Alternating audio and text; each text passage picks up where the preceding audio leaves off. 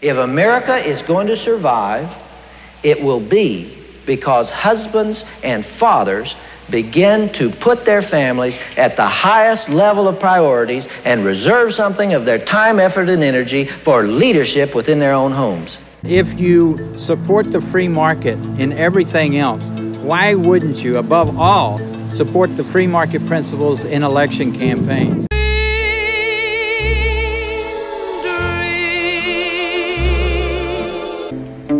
Over 40,000 foreign workers came to the American Commonwealth of Saipan. The problem is that there were some very significant abuses that were going on. The fact that the immigration laws of the United States were not applicable there, the fact that the labor laws, the minimum wage laws were not applicable there, you started to see a perfect storm for those people who then wanted to exploit that. Did you ever get money? Don't get the money. You don't get the money? Yeah. So you worked for 3 months with no pay? Yeah. Stories emerged of 7-day work weeks and 18-hour days. Companies kept files of runaways who fled because of rapes and beatings by foremen. Some women were chained to their sewing machines. Pregnant workers were pressured into having abortions lest they lose their jobs. Passports were confiscated. But others, what they found was something very different. And so some of them found themselves in the, as cocktail waitresses, and then cocktail waitresses became dancers, and then dancers were asked to participate in prostitution. And it just was a downward spiral for these young women. 1 hour system. The exploitation went on for several years. Everybody chose to look the other way because of the influence that the garment industry has had over the years. Human rights groups began to investigate.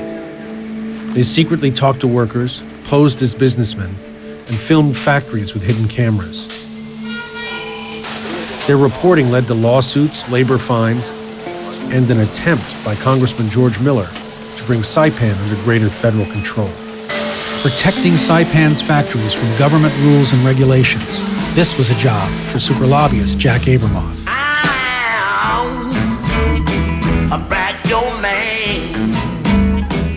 When I was governor, somebody introduced Jack Abramoff to me. Jack Abramoff was pretty smart. I mean, maybe he was too smart for his own good, but the fact is he realized that we needed help in Washington, D.C.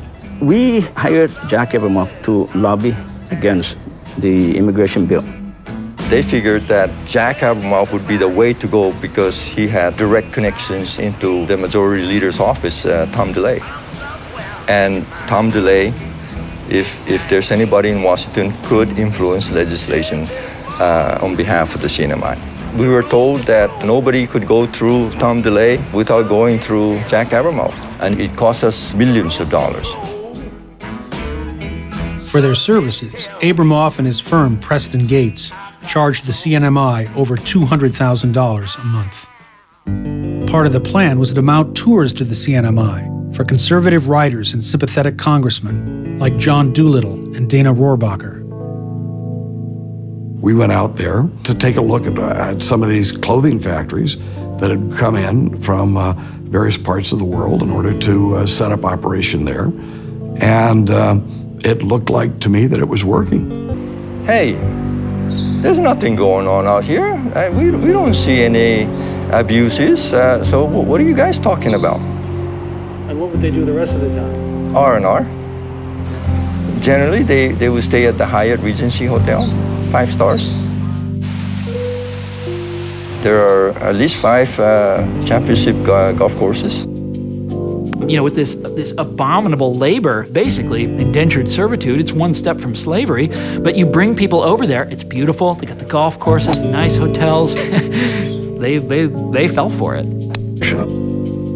By day, there were sports and games, and by night, there were cocktails, cockfights, and clubs. This thing about the Marianas is absolutely preposterous, and we didn't find anything that was being described. And to suggest that I'm for sex slavery and human trafficking is ludicrous. One member of Congress after another was going out there looking around and saying, looks good to me. And Jack Abramoff said, I can help you. As a special take-home gift, Jack arranged for some of the touring congressmen to receive campaign contributions, often from local factory owners. Grateful congressmen acted as the Abramoff marketing team, promoting him to his clients.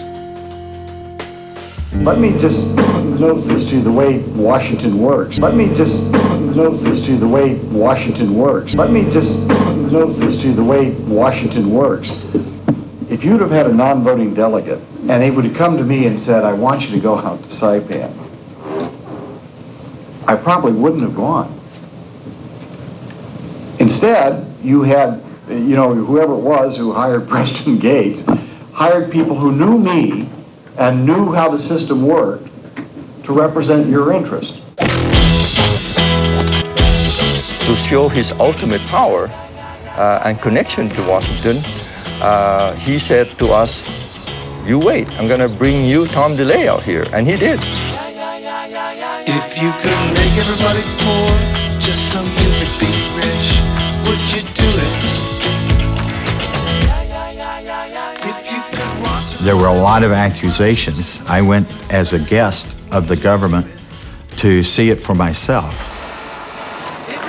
I even went to the leading human rights advocate on the island. Can't remember his name, but it was a Catholic priest there, and can't remember his name, but it was a Catholic priest there, and can't remember his name, but it was a Catholic priest there, and asked him to show me one case of human rights abuses. There were none. He couldn't show me one case. There were none. He couldn't show me one case. There were none. He couldn't show me one case. All the lies that the liberals and George Miller told about the Marianas Islands were not there because I looked for them. All the lies that the liberals and George Miller told about the Marianas Islands were not there because I looked for them. Congressman Miller was the only one who actually wanted to meet with the workers. So he came in and he was sitting in my conference room when I was in private practice with our translator. All of a sudden, on my corner of my eye, I see this interpreter started to cry. And so as tears rolled down her eye, I said, you have to tell us what he said. If it's making you cry, it obviously needs to be told to the congressman. And she said that he had asked her to tell Congressman Miller, since he was such a powerful man and a federal elected official, could he please buy one of his kidneys so that he could have the money to go back to China? Could you buy my kidney? And I said, no. And he said, well, could you arrange that I could sell my kidneys so I could pay my debt and go home? I mean, they were that severely trapped. While in Saipan, DeLay attended a party in his honor, hosted by Willie Tan, the largest garment factory owner on the island. I'm a very good friend of Tom DeLay, and Tom told me, say, Willie, as far as we are in power, they can even see the light at the end of the tunnel. Willie Tan helped pay for congressional trips, arranged the factory tours, and sent hundreds of thousands of dollars to DeLay's private foundation, pains of President Bush and other Republicans.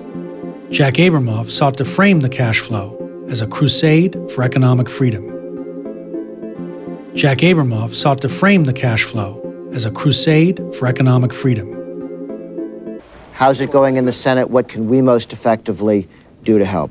Somehow, Chinese factories in a U.S. territory in the Pacific suddenly become a free market issue. And so somebody says, gee, I always thought those places in the Marianas were Chinese sweatshops.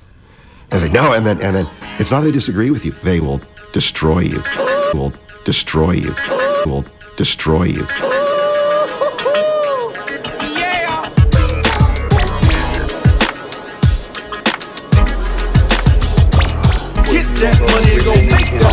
Hello? Yes, I'm on my way. They saw a booming economy. They saw a free market system. What Tom DeLay said was a petri dish for pure capitalism. But he never met those women. He never listened to those stories. He never saw them cry. He never saw the shame on their face and the humiliation that they felt. Never saw them cry. He never saw the shame on their face and the humiliation that they felt.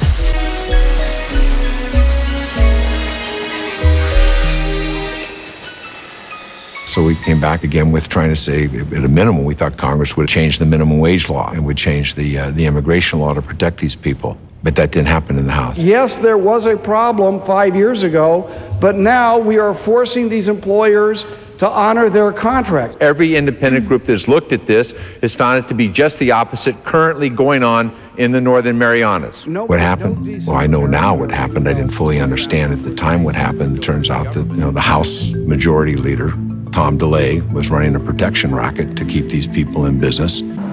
So Tom told me, forget it, Willie. No chance. And you know what he did? He called those guys. He called up the guy who's in charge of the committee. His name is Don Yang from Alaska.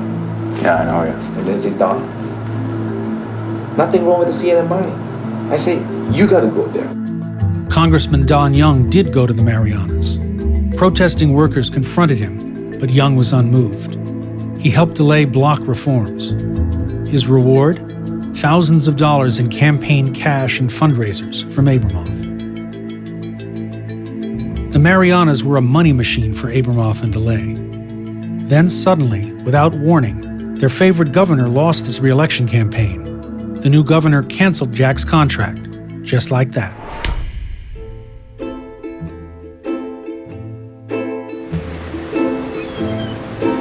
Facing the end of the road in the Marianas, Abramoff sought guidance from DeLay's personal minister and former chief of staff, Ed Buckham.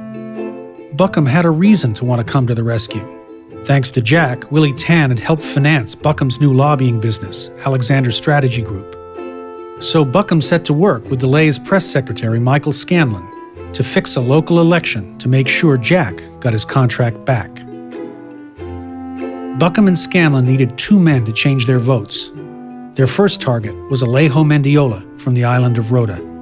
Ed Buckham and Michael Scanlon came over here to Saipan, and I brought them to Rota as a representative, and I took them to the airport. Mendiola wanted $1.25 million. Mendiola wanted $1.25 million for airport improvements. He voted for Jack's candidate, and the money appeared. Next, as part of a fact-finding trip, it was Michael Scanlon's turn to flip a vote by offering up more taxpayer cash, courtesy of the DeLay operation. The DeLay operation knew how to work what Jack called the favor factory. It's a committee where specific members or staff have an incredible amount of influence and ability to spend specific amounts of money in specific places. $150,000 from the favor factory suddenly appeared to fund a study on whether to repair this breakwater. In gratitude, a local politician, Norm Palacios, voted for Jack's man. It's just politics for me. It's just, hopefully it's not illegal. That's that I don't know. But I think it's not illegal. The money worked its magic. The money worked its magic. Jack's friend Ben Fidel was elected Speaker of the House, and Jack got his contract back. There were 2 senators who changed their votes in exchange for projects on their islands. Did they get anything for switching their votes? I don't know. But you weren't involved? I never gave anything. Did Tom DeLay's office give anything? I don't know. Their votes? I don't know. But you weren't involved? I never gave anything. Did Tom DeLay's office give anything? I don't know. And I wouldn't know. Wouldn't he? Fidel had sung Happy Birthday to Tom DeLay in the whip's office. He signed an email to Ed Buckham, your adopted brother Ben. Fidel also made sure that Buckham got an energy contract in search of the cheapest labor money can buy, leaving behind environmental disasters, rootless immigrants, and a thriving sex trade. That is what capitalism looks like when you turn it loose. That is what capitalism looks like when you turn it loose. That is what capitalism looks like when you turn it loose. That's why we have a regulatory state. And when you take the regulations away, as lobbyists like Abramoff wanted to do,